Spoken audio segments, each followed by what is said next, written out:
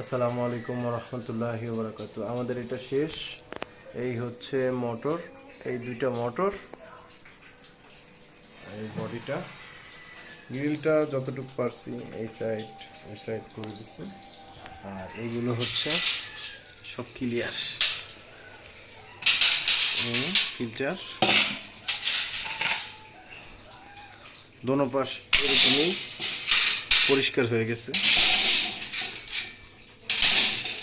আসলে এইভাবে প্রসেসিংটা বালতির ভিতরে বা বোলের ভিতরে নিয়ে আমরা কেমিক্যাল দ্বারাতে এটাকে কাচিয়ে নিই। এটার বেশি ময়লাটাকে কাচিয়ে এরপরে ডোলে পরিষ্কার করতে হয়। যে এটা এটার ব্লেডের ভিতরে সব তৈলাক্ত ময়লাগুলো জমেছিল, সব ক্লিয়ার।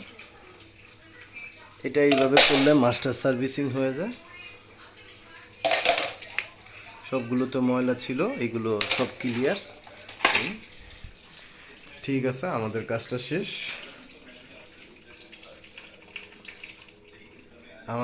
শেষ। আমরা এটা ফিটিং করে দেব।